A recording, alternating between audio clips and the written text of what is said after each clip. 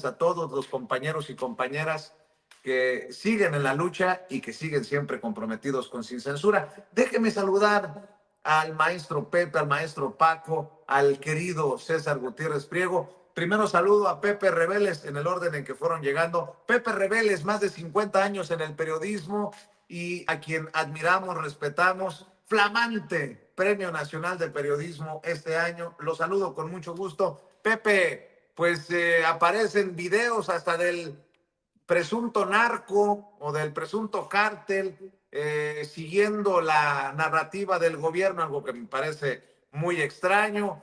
Ya me darás tu opinión y me darás tu opinión también de lo destapado hoy por la presidenta en Palacio Nacional en torno a estos esfuerzos pagados y muy caros contra el gobierno de la 4T. ¿Cómo estás, Pepe?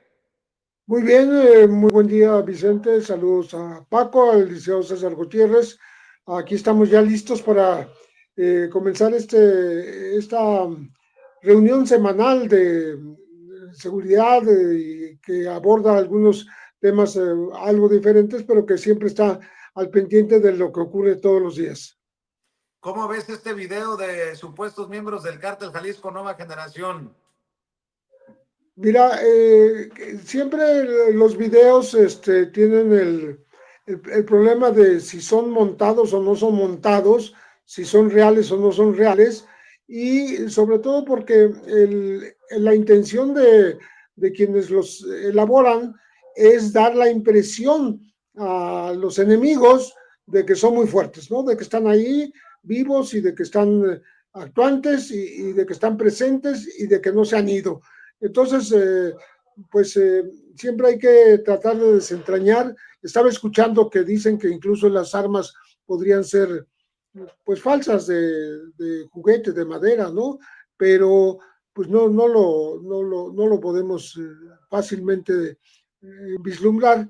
Sin embargo, lo importante es que ellos, los grupos criminales, sí aprovechan el espacio que dejan las redes, la oportunidad que tienen de difundir a través de canales propios que no tienen, digamos, asidero a a ningún otro canal o lo que sea, para difundir amenazas, muchas veces, desgraciadamente, ejecuciones, porque han hecho ejecuciones al estilo talibán, ¿no? Pero aquí en México, de personas delante de cámaras, etcétera, etcétera, ¿no?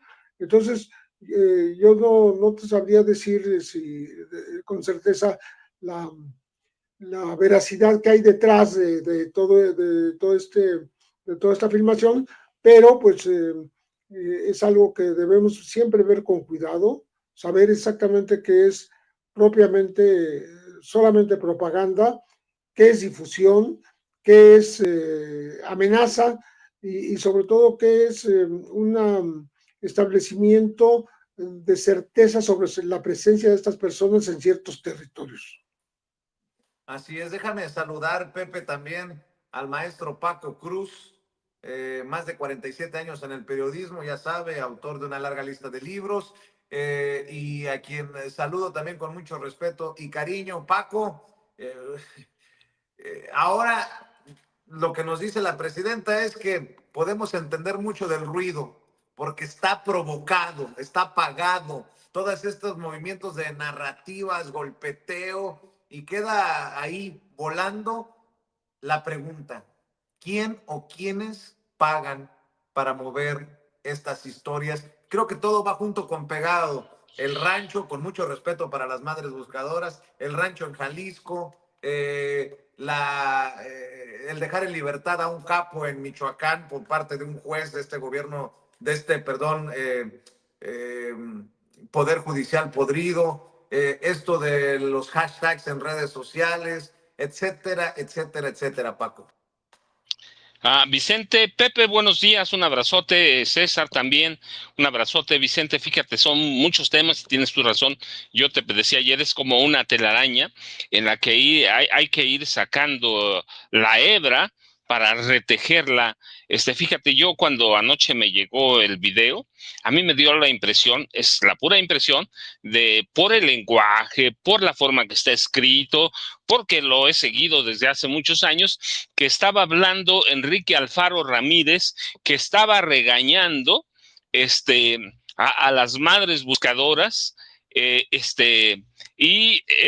quería de pronto limpiar el nombre de Movimiento Ciudadano y dejar fuera a Pablo Lemus García. Pablo Lemus Navarrete, discúlpame, el gobernador actual de Jalisco. A mí me da esa impresión por toda esta forma, mira qué sicarios tan educados, tan decentes, y hay una palabra que dicen, no estamos regañando, esto no es un regaño, espérate, eso es una amenaza. Sí, es una amenaza directa para todo Jalisco, está dando órdenes, está dando cuenta de la narrativa que debe seguirse, así que a mí me dio la impresión, verdaderamente, eso pienso, sin más bases que el video y del seguimiento a Enrique Alfaro Ramírez, que estaba hablando Enrique Alfaro Ramírez, en voz de otra persona, pero a mí me da esa impresión. Luego, solo, mira, tenemos que recordar que el reclutamiento de personas, asesinato de reclutas para los cárteles del narcotráfico, ya como tales, lo autorizó en su momento el presidente Miguel de la Madrid Hurtado. Solo hay que recordar cómo Rafael Caro Quintero reclutó a miles de campesinos de varios estados para sembrar y cosechar a miles de toneladas de marihuana en el rancho El Búfalo en Chihuahua. Es decir, el reclutamiento de jóvenes ahora, mujeres o de campesinos, de personas de que sea migrantes, es una escuela vieja del PRI. Es una vieja escuela del PAN que después reforzó Genaro García Luna con Felipe Calderón Hinojosa y que en el gobierno de Peña se dejó pasar. Yo recuerdo cómo documenté en su momento en un libro cómo el grupo Atlacomulco reclutaba jóvenes para distribuir narcóticos en el Estado de México. Lo recuerdo bastante bien porque además lo escribí en un libro que se llama Tierra Narca.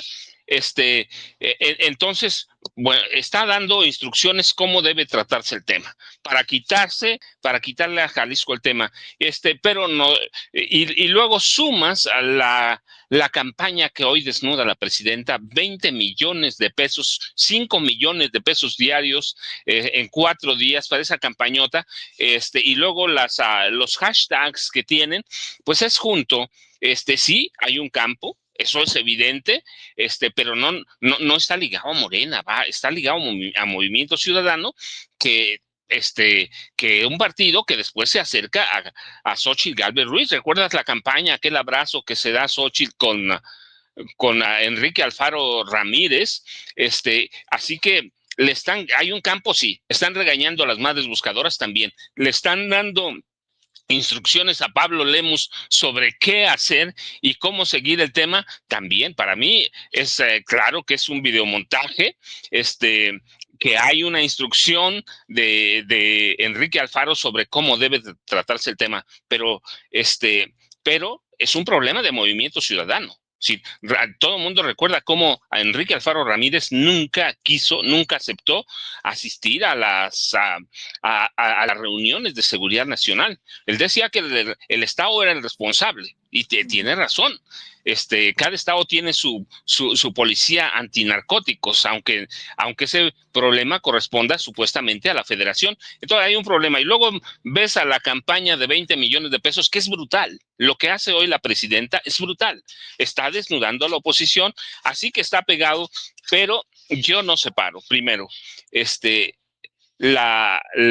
rancho existe, pero es un problema de Movimiento Ciudadano. Y yo digo que lo están quitando o tratando de lavar, porque mira, con eso yo vislumbro de pronto una futura asociación con el Partido Acción Nacional. Eso estoy viendo, ¿sí? ¿De qué bases? De lo que conocemos. Y los 20 millones, pues va pegado con esto.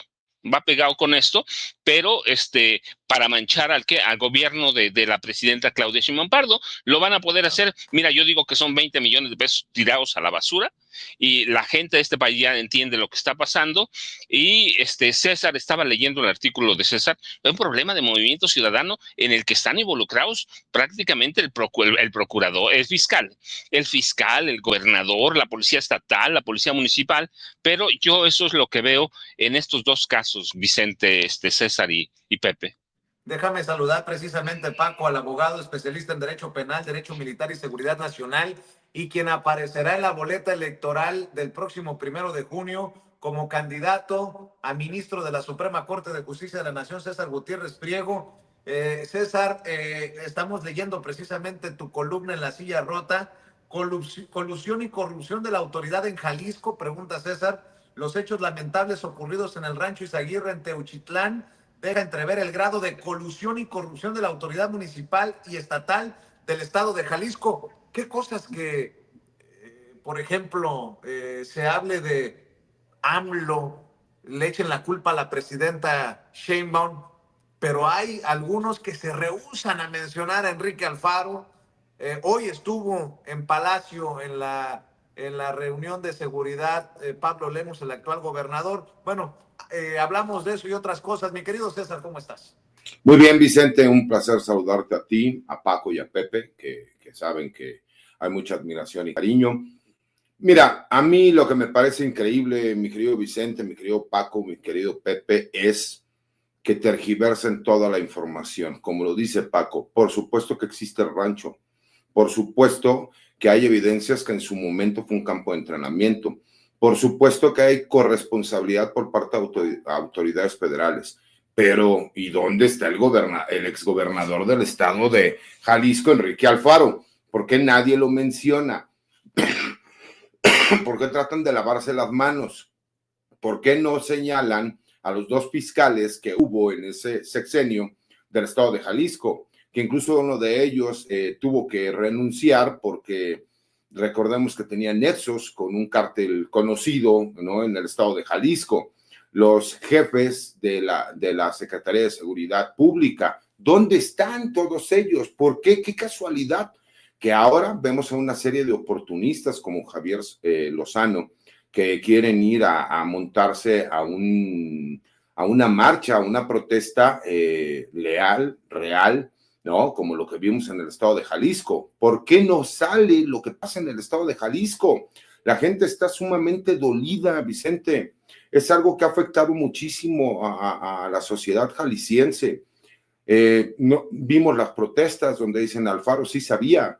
Hay que recordar, y me encantó el símil, ¿no? El símil que presenta Paco, en donde si nosotros vemos ese video, que es una completa simulación a mi punto de vista, por el tipo de armas que están utilizando, por el lenguaje, ¿no? Porque hemos visto algunos otros videos del Cártel Jalisco Nueva Generación que es completamente distinto, ¿no? El tipo de producción que tienen, porque los grupos criminales tienen sus propias producciones. A ellos les gusta incluso manejar mucho los famosos monstruos, que es como un sello distintivo que ellos tienen dentro de este grupo, y que resulta que ahora vienen ellos a decir qué es lo que se tiene que hacer, cómo se tiene que seguir, la forma en que se tiene que manejar, y que ellos son un grupo criminal, pero son muy decentes, y que ellos lo que hacen es darle trabajo a la gente y no dedicarse a hacer este tipo de cosas. Bueno, me parece una locura, y más quien lo compre, ¿no? Y la situación de un montaje de este estilo, y más cuando tenemos un gobierno que apenas va a cumplir 6 meses de haber llegado al gobierno federal, al gobierno de la República, y que hemos visto los resultados tan grandes y espectaculares que han dado, que incluso la guerra comercial que quisieron mezclar con cuestiones de seguridad nacional, con cuestiones de terrorismo, ha sido reconocida en Estados Unidos por los mismos medios de comunicación que son hartamente de ultraderecha y que han reconocido el gran trabajo que ha hecho el Gabinete de Seguridad bajo las órdenes de la doctora Claudia Sheinbaum. Pues por supuesto tiene que ver con una narrativa en donde sabe la oposición, este grupo de tecnócratas, comentócratas, ¿no? Y de, obviamente, mercenarios de la tragedia, pues que de continuar el trabajo que está realizando el gobierno de la República, pues van a desaparecer más partidos políticos. Ya vimos la desaparición del PRD y muy posiblemente vamos a ver la desaparición del PRI y posiblemente incluso la del PAN. Si tú cuando gana la presidencia de la República, la doctora Claudia Sheinbaum lo hace con un 63% de aprobación y en estos momentos alcanza un 85, cerca de un 86%, lo que te demuestra es que por encima de un 20% que no votó por ella, está de acuerdo con el trabajo que está realizando. Tan es así que hemos visto que incluso en Estados Unidos, en Europa, en Sudamérica, han reconocido que la forma de negociar con Donald Trump es como lo ha hecho la presidenta de México. Para quienes nunca han tratado, y eso lo sabemos, ¿no? Hay ciertas redes sociales que están manejadas por grupos ultraderechistas que jamás van a querer aceptar los resultados que se han estado dando. El problema es esto que está sucediendo en Jalisco, mi querido Vicente, mi querido Paco, Pepe, cuando quieren lucrar, ¿no? Ellos quieren lucrar con la tragedia, porque no nos olvidemos, ¿dónde está Enrique Alfaro? Esa es la pregunta más importante, ¿dónde está Enrique Alfaro? ¿Por qué no da la cara Enrique Alfaro? ¿Por qué no comparece Enrique Alfaro? ¿Por qué no explica? Ya se nos olvidó lo valentón que salió a decir y a retar al presidente Andrés Manuel López Obrador, en donde él señalaba que no, que en Jalisco no estaban a la Guardia Nacional porque los principales encargados de la seguridad eran las autoridades municipales y estatales y que ellos tenían la capacidad para hacerle frente al crimen organizado, que ellos no eran unos invitados, obviamente, a las reuniones del gabinete de seguridad, que ellos eran los principales actores. ¿Dónde está aquel Enrique Alfaro que regañaba y amenazaba a las madres buscadoras y que les decía que estaban mintiendo, que estaban exagerando, que estaban dejando mal al estado de Jalisco? ¿Dónde está aquel Enrique Alfaro que salió a amenazar periodistas y que persiguió periodistas porque públicamente le hicieron el señalamiento de que había un número elevadísimo de jóvenes que habían desaparecido en la central camionera del norte, que es allá en Tlaquepaque, en el área conurbada en Jalisco? ¿Dónde está ese Enrique Alfaro? Curiosamente ahora él anda preparándose para ser director técnico porque aspira algún día a ser dueño de las Chivas o por lo menos a entrenar a las Chivas. ¿Dónde está ese personaje político? ¿Dónde está ese personaje que cambió al estado de Jalisco, que yo lo conozco muy bien porque yo pasé muchos años, casi toda mi juventud la pasé viviendo en el estado de Jalisco, que era valentón, que terminó cambiando uno de los estados más seguros de toda la República, porque en aquel tiempo el estado de Jalisco era tal vez el estado más seguro para vivir, y hoy no nos hagamos tontos, desde la extorsión, el cobro de piso, los robos, se ha convertido en uno de los lugares más inseguros. La sociedad jalisciense, los empresarios de Jalisco, que son empresarios con miras a nivel internacional, que son gente que apoya a la sociedad mexicana, han tenido que guardar silencio por el temor que existe de la colusión entre las autoridades estatales y este grupo criminal, ¿no? Y que por supuesto que tiene que existir omisiones por parte de las autoridades federales. ¿Por qué? Porque recordemos ese Enrique Alfaro, valentón, ¿no? Confrontador, ¿dónde está? ¿Dónde está ese Enrique Alfaro? Porque el que se quiera comer eso de que supuestamente ese video es del cártel Jalisco Nueva Generación, bueno, por el amor de Dios, entonces puede creer cualquier cosa. Y sé que hay una serie de perversos, cerca de un 15% que vamos a ver en los medios de comunicación, en las redes sociales, que van a salir a tratar de desviar y atacar obviamente al gobierno de la República. Pero yo vuelvo a preguntar, ¿dónde está el principal responsable, que es Enrique Alfaro? ¿Dónde está? ¿Dónde está? Como también la presidenta hoy en la mañanera preguntaba, ¿quién es el que está poniendo tanto dinero en las campañas sucias? A ver, maestro Paco Reveles, es un tema que hace unos días surgió, la declaración de no culpable o de inocentes, como se le llama en México, no culpables en Estados Unidos, del Z40 y el Z42, dos de los más importantes Zetas, y todo abre la puerta para la negociación. ¿Qué tanto impacto podría tener esto en momentos en que pues también se habla de fracturas en el cártel de Sinaloa, lo que estamos viendo en torno al cártel Jalisco Nueva Generación, que los Zetas, dizque un cártel ya desaparecido o muy minado, pues tengan a dos personajes como estos en Estados Unidos cooperando con las autoridades, querido Pepe? Bien, un poquito antes te voy a comentar algo de que tiene todavía que ver con Teuchitlán. Me encontré con una nota donde las madres buscadoras veracruzanas del colectivo Solecito ya identificaron a 6 personas de ese rancho de Jalisco. ¿Qué andaban haciendo estos jóvenes veracruzanos en Jalisco? No lo sabemos, pero ya asomó la información, y es una información que dio la directora del Solecito, esta Karina Montero, y las identificaron porque había credenciales en el rancho, y también algunas de las ropas, de las posesiones que aparecieron también. Hay que decir que hay 1,308 objetos que están en la posibilidad de ser consultados por cualquier persona de cualquier lugar de la República, para ver si entre pues los que pudieron haber desaparecido en Teuchitlán, hay testimonios, hay 4 testimonios que también se publican el día de hoy, 3 hombres y una mujer, que dicen que podían haber pasado hasta 1,500 personas por ahí, porque primero pasaban por una etapa de entrenamiento muy dura, posiblemente algunos no tenían la capacidad de superarla, y sin más podrían ser asesinados porque no cumplieron con esa parte de su entrenamiento, ¿no? Pero bueno, al final ya eran enviados a otros estados, eran formados ahí en Jalisco, eran adiestrados ahí, pero eran enviados a Zacatecas, a Guanajuato, a Michoacán, a otros lugares del país, según estos testimonios que se están difundiendo el día de hoy. También bueno, otros, por supuesto, a Guadalajara, ¿no? Pero a Nayarit también los mandaban.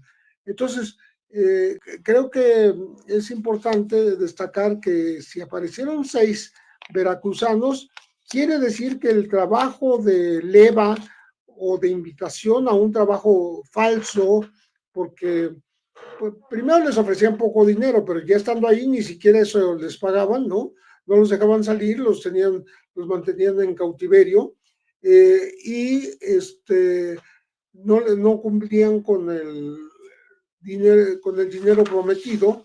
Es lo que se ha recabado en los testimonios que recogió el colectivo de Jalisco, de las personas que entraron al rancho de ahí de Techuitlán, que pues sí tiene, contra lo que se está diciendo ahora, sí tiene hornos crematorios que son elementales, o sea, no son autoclaves, motoclaves, ¿no? Son lugares donde se podría hacer cocer el agave para los tequileros, o se podría hacer no sé, un guiso, ¿no? Pero que sí podrían haber sacrificado allí a varios jóvenes, ¿no? Entonces nos vamos justamente a lo que preguntabas de los Treviño Morales, de los 2 que están en Estados Unidos, Miguel Ángel Treviño, Miguel Ángel y Omar, que hay que recordar que si hay alguien que puede significar un antecedente de lo que está descubriéndose en Jalisco, son exactamente los Zetas, porque los Zetas tuvieron cocinas, entre comillas, lugares donde guisaban a gente en la parte de Tamaulipas, fueron sumamente violentos, actuaron con una capacidad aprendida en las escuelas para militares, porque habían sido militares del grupo de aeromóvil de fuerzas especiales, eran gente del ejército, no hay que olvidarse que se pusieron al servicio de Ociel Cárdenas, y que unos de cuyos primeros jefes fueron exactamente los Treviño Morales. Ellos son culpables de aquella masacre de 72 indocumentados centroamericanos cerca de San Fernando, Tamaulipas, y también de que los más o menos 240, 250 cuerpos que aparecieron enterrados en fosas clandestinas el año siguiente, en 2011, porque lo de los 72 fue en el 2010. Entonces, estos personajes se dieron el lujo de declararse inocentes o no culpables en su primera comparecencia en una corte de los Estados Unidos. Y pues uno dice, ¿cómo te puedes declarar no culpable o inocente? Pues porque en Estados Unidos los abogados les aconsejan seguir esta estrategia porque es la mejor manera de después llegar quizás a una negociación que sí incluya una confesión de parte, que sí incluya información, que sí incluya pues el señalamiento del modus operandi de estos grupos, que los Zetas no desaparecieron, se reconvirtieron en el cártel del noroeste, pero que sí se han visto disminuidos, pero fueron de los más violentos que había en el país, porque justamente fueron entrenados para eso. Estos grupos aerotransportados de fuerzas especiales eran especialistas en tortura, en sometimiento en cárceles clandestinas, en interrogatorios, en otro tipo de actividades para los que son adiestrados precisamente los grupos de élite del ejército, pero que pues simplemente hay que ver la dimensión de lo que esto significa. Hay que ver cómo ellos pusieron a esta parte del ejército al servicio de Osiel Cárdenas, ¿no? Entonces, no es posible que un jurado en Estados Unidos, una corte, pues les crea que son inocentes de los delitos que les imputan, porque pues incluyen incluso una cantidad increíble de homicidios dolosos, de ejecuciones de migrantes, ¿no? Que van a tener que responder por ellas, ¿no? Cuando estaban en México, estos últimos 10 años casi, estuvieron acá luchando por no ser extraditados.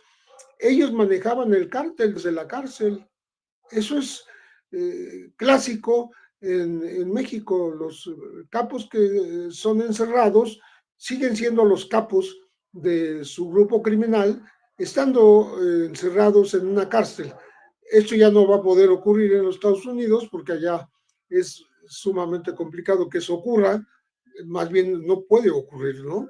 Entonces, claro.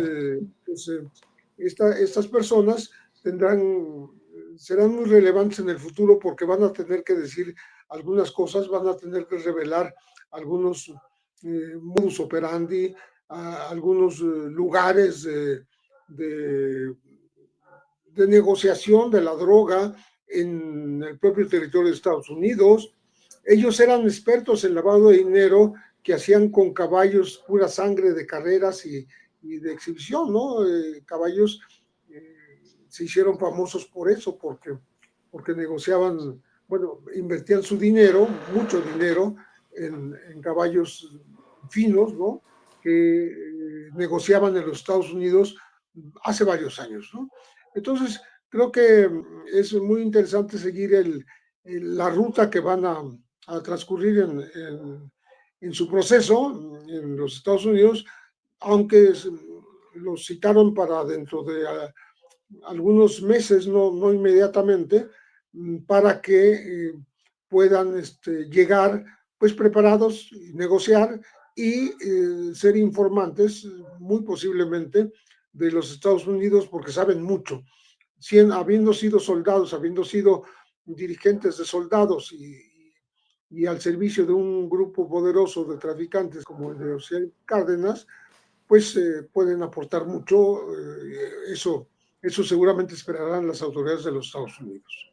Así es, sobre lo que dice Pepe. Y un tema que te quería poner sobre la mesa, Paco. Dice Xóchitl Gálvez al defender a su hermana ayer con Joaquín López Dóriga en Radio Fórmula, después de defender a su hermana con Ciro Gómez Leiva más temprano, que la declaración de culpabilidad de su hermana Malinali fue sacada con tortura porque así actuaba Genaro García Luna. Híjole, pues qué destapada les dio a los panistas la propia Xóchitl Gálvez. Esa no me la esperaba. Genaro García Luna torturó a mi hermana para que se declarara culpable. Digo, obviamente lo estoy poniendo más claro yo, pero ahí te la dejo, mi querido Paco. Esto también destapa la hipocresía de la ex candidata a la presidencia de la República. Como es mi hermana, García Luna sí es o sí era torturador, pero cuando le convino, cayó. Mi querido Paco. Vicente, rapidísimo, ahorita abarcamos ese tema, nada más para completar lo que decía Pepe de los Zetas y la pregunta tuya, ¿qué tan viable es que negocien los Zetas con la Fiscalía de Estados Unidos? Y recuerden, solo hay que recordar que los Zetas y la DEA son viejos conocidos, no solo porque la DEA haya investigado por su lado, no, sino porque recuerdan el 18 de marzo, justamente hoy, un día como hoy, pero de 2011, los Zetas perpetraron quizá una de las mayores matanzas colectivas de que se tenga memoria en este país, además de las de San Fernando en Tamaulipas.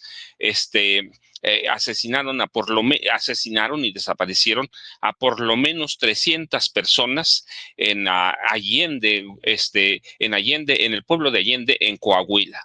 Sí, y la matanza se desata después de una venganza por una supuesta traición derivada de una información de la DEA. Sí, un informante le entregó a la DEA teléfonos, números, todos los movimientos de Miguel Ángel Treviño Morales, el Z40, y Omar Treviño Morales, el Z42, que son criminales de sangre fría, lo son, siniestros además. Se los entregó a la DEA se lo comunicó a Felipe Calderón y a Genaro García Luna. Genaro García Luna se lo entregó a Miguel Ángel Treviño Morales y a Omar Treviño Morales, y empieza una venganza brutal, dura, contra los habitantes de Allende, en Guanajuato, a donde se supone que estaban los tres traidores que en esa época fueron identificados como Alfonso Poncho Cuellar, Héctor el Negro Moreno y Luis La Huiche Garza. Sus familias prácticamente arrasaron con todo el pueblo. Todavía hoy no se sabe cuántas personas desaparecieron. Las autoridades, recuerdas, dieron números muy bajos, 26, 27, pero el punto es que el pueblo, del pueblo desapareció mucha gente, de manos de 60 sicarios de los Treviño Morales. Así que secuestraron, asesinaron, quemaron en hornos, improvisados a cualquier número de personas, y gobernaban ¿quiénes? Los Rubén Moreira, los Humberto Moreira, y luego los Rubén Moreira, que encubrieron todo. La matanza se expandió a Piedras Negras, Acuña, Nava, Villa Unión, pero eso es una de las matanzas atribuidas a la DEA. Así que son viejos conocidos, pueden negociar, sí pueden negociar. ¿Van a negociar? Yo creo que van a negociar. Ayer platicábamos que Rafael Caro Quintero puede convertirse en el primer trofeo condenado a muerte, que le caería muy bien a Donald Trump, pero los Treviño Morales no le caerían nada mal, porque son viejos conocidos de la DEA, pero tenemos que esperar. Y luego, mira, lo otro, sí, yo digo, está bien. ¿Por qué Xóchitl Gálvez Ruiz, por qué Malinali Gálvez Ruiz no presentan una denuncia abierta contra Genaro García Luna?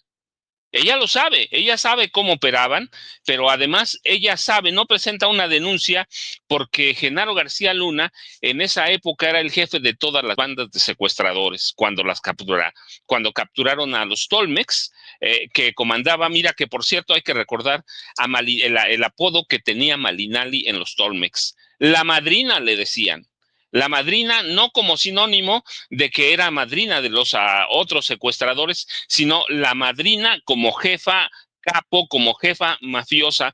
Esa era Malinaldi, y además había evidencias de que Malinaldi trabajaba con otras, como los Tolmex, con otras bandas. Mira, es que estoy pasando apuntes que me dio ayer un fiscal. Me decía, trabajaba con otros grupos de secuestradores, y su papel, como todo mundo sabe y como se documentó en su momento, era poner a las víctimas. Trabajaba, por ejemplo, con los perros, con los cancunes. Y yo digo, pues sí, ¿por qué no demandan a Genaro García Luna? Ellas saben cómo torturaba, pueden presentar otros casos. Xochitl Gálvez Ruiz no es una persona desconocida, ya había sido funcionaria de alto nivel en el gobierno de Vicente Fox, a donde seguramente conoció a Genaro García Luna y sus formas de operar, y no lo denuncia, no lo demanda, porque eso va a llevar a quién, a Felipe Calderón Hinojosa, al socio, cómplice, jefe, a veces subordinado, a veces, de Genaro García Luna. Así que hoy puede hablar muy valiente por defender a su hermana, pero el apodo de la hermana ya te dice todo. La madrina, no solo amante de uno de los jefes de los Tolmex que operaban, y además ella sabe por qué García Luna perseguía a los Tolmex, porque fue una banda que se intentó salir de control de los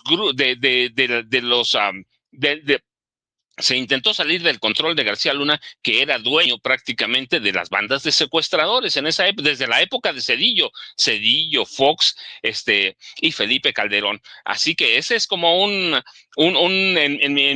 mi pueblo le dicen un buscapiés para Xochitl, ¿sí? Ella puede demandar, o su hermana puede demandar a Genaro García Luna, y Genaro García Luna, con la gente que tiene aquí en México, Luis Cárdenas Palomino, la esposa, con la gente que tiene aquí en México, a Chaparro, todavía pueden hablar y pueden dar información sobre todo lo que se representaba Malinaldi Gálvez Ruiz en la banda de los Tolmex. Sí, era una secuestradora, y no era una secuestradora cualquiera. Era una mujer que aceptaba la mutilación de las víctimas, como lo hacía el Mocharejas, o el Mochaorejas, como lo hacía el Mochadedos.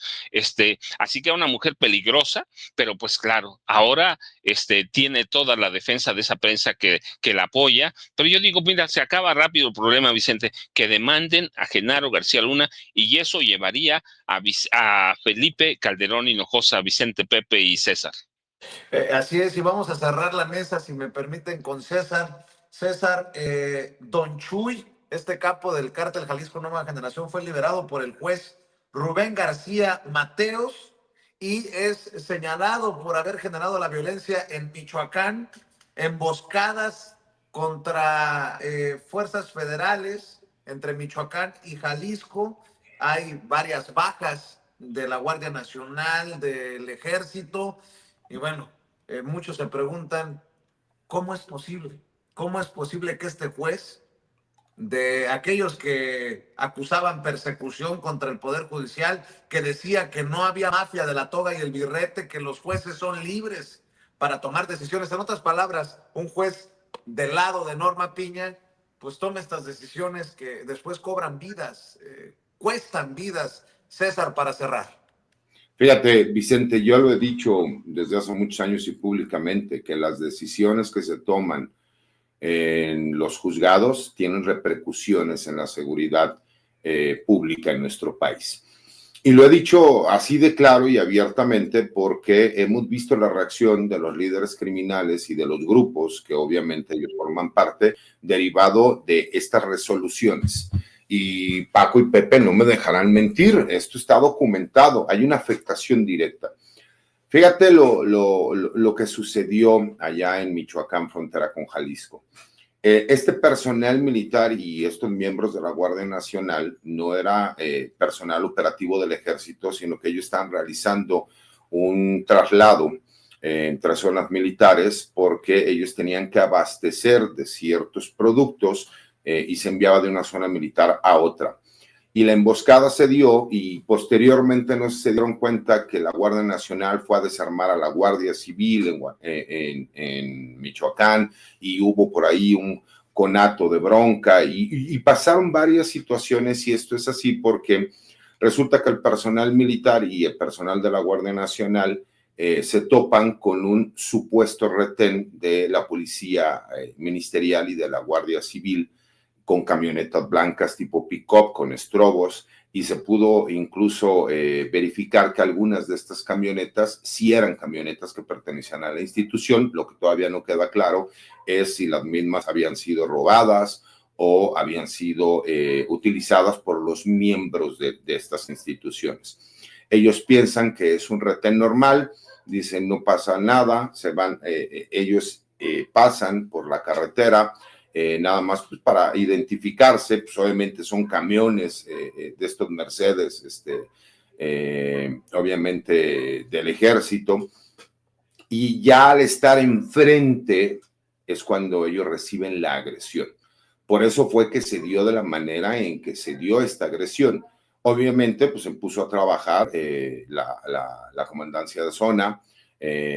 Obviamente se pueden hacer investigaciones, se detuvieron a 4 personas ligadas a este grupo criminal del Cártel Jalisco Nueva Generación, y obviamente cuando tú ves que estas resoluciones, que no es coincidencia, y algo que me parece increíble es que sigue existiendo gente que sale a defender este tipo de resoluciones, y lo que no han terminado de entender, como yo lo he dicho, yo no dudo que algún juez a su consideración piense que a lo mejor en un caso en específico se pudo haber hecho realizado una detención ilegal, no apegada a derecho, violando derechos humanos y procesales, etcétera.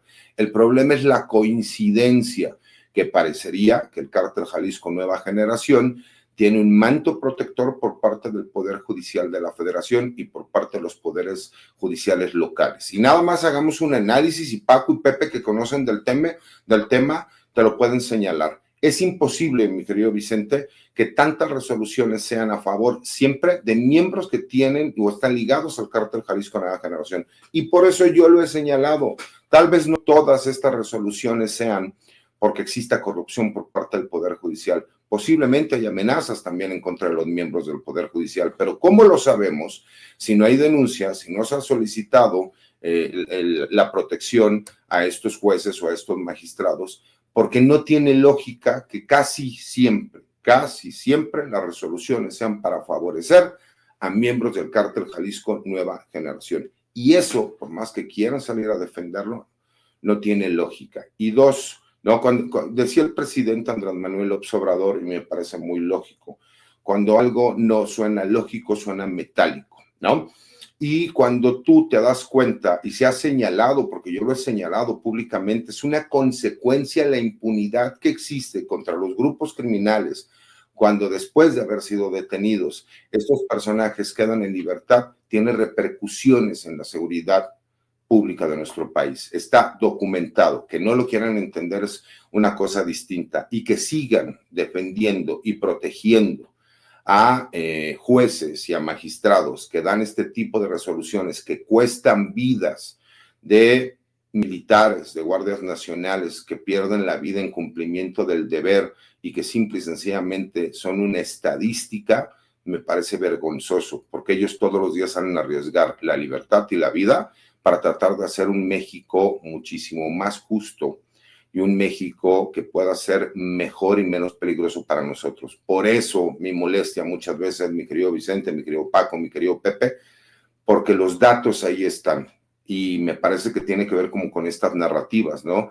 Que por todos los lados salen a defenderse. Un poquito de autocrítica también, ¿no? El que me quiera venir a decir a mí que el Poder Judicial de la Federación y los poderes judiciales locales son impolutos, son incorruptibles y que todos son honestos, es completamente falso. Claro que hay muchos de estos jueces, magistrados, ministras y ministros que son honestos y que son éticos, pero también hay un gran número que está documentado que son corruptos, y esos, por culpa de esos, se pierden vidas de grandes hombres en cumplimiento del deber. Querido César, ¿por qué no cerramos invitando a la audiencia a tus redes sociales, abogado? Y bueno, agradeciendo siempre que estés aquí todos los martes para hablar de estos temas a veces escabrosos, César Gutiérrez Priego. Fíjate, Vicente, tú eres mi amigo personal, y nunca te voy a negar, con todo y que a veces me darían ganas, ¿no? La amistad que me une contigo tiene que ver también por una cuestión ética y de valores, en el sentido de, como yo lo he dicho públicamente, nunca me tocó que a mí me dieran línea, incluso a mí, cuando fueron las internas de Morena, yo apoyaba a la doctora Claudia Sheinbaum y en tu caso apoyabas a otro candidato y nunca tuve censura, siempre se me dijo decir lo que yo quisiera, lo que yo opinara. Y eso para mí es muy importante. Dos, yo siempre lo he dicho, yo me di a conocer por diferentes cosas, pero en específico por Sin Censura y siempre voy a estar agradecido y siempre que me inviten voy a estar participando y voy a estar aquí. Y más por las coincidencias que tengo con dos personajes, ¿no? Como Pepe, que le tengo una gran admiración, él lo sabe, yo lo leía desde que era joven, siempre me han gustado sus análisis, que son muy serios, muy profesionales, que investiga. Y por supuesto Paco, que se atreve a hablar de las cosas que no cualquiera habla, ¿no? Bien documentado, con los pelos de la burra en la mano. Y a mí, pues esto es para mí el día de hoy, los martes, lo disfruto como no tienes idea, mi querido Vicente, y por eso quiero invitar a la gente a que me siga en mi red social X, anteriormente Twitter, que es César Guti Pri, mi cuenta de TikTok, donde hemos estado subiendo algunos extractos de las entrevistas que hacemos entre semana, igual como César Guti Pri, a mi página de YouTube, en donde subo también contenido referente a estas, obviamente, participaciones que tenemos en diferentes medios y ya para cuando llegue el momento de realizar propuestas en esta candidatura a ministro de la Suprema Corte de Justicia de la Nación, y también escribo para la revista jurídica de Mundo del Derecho en el Heraldo de México, los cuales los invito para que conozcan un poco la postura también de temas relevantes y que tienen que ver con la vida jurídica de nuestro país, y agradecido siempre con el espacio, mi querido Vicente, por la amistad que nos une, y agradecido también con Paco y con Pepe que me dan la oportunidad de compartir estos momentos. Eso, mi querido ministro, perdón, mi querido abogado, mi querido Paco Cruz, invito a la gente para que siga buscando tus dos más recientes libros, Las Damas del Poder y García Luna, El Señor de la Muerte. Y querido Paco, que también se te apoya en redes sociales, ¿por qué no cerramos invitando a la audiencia? Vicente, pues yo te dejo como siempre un abrazote. César y Pepe saben el cariño por ellos, así que a los dos un abrazote igual que a ti. Y yo ya sabes, @Paco Cruz Jiménez en X, antes Twitter, Francisco Cruz Jiménez en Facebook. Nos vemos mañana temprano, Vicente. Muchas gracias. Gracias, Paco. Maestro Pepe, sigues negado a entrarle a las redes sociales y qué bueno, maestro. Yo sigo agradecido, siempre honrado porque nos acompañes y que pongas estos 50 años que tienes en la investigación periodística pues a disposición de las audiencias, a la audiencia diferente e inteligente de Sin Censura. Te agradezco, Pepe, estamos al pendiente. Muchísimas gracias, yo agradezco mucho haber podido estar como todos los martes hoy en compañía de César Gutiérrez Priego y de Paco Cruz, y por supuesto, Vicente, te mando un gran abrazo a ti y a ellos dos, y aquí nos estamos viendo la próxima semana. Claro que sí, el maestro Pepe Rebeles, el maestro Paco Cruz, el querido amigo César Gutiérrez Priego, hablando con nosotros sin censura. Gracias a todos por acompañarnos y bueno, gracias también a ustedes que nos siguen mandando mensajes. Ha sido una incesante cascada de mensajes en redes sociales. Les agradezco por enviarnos el chayotito.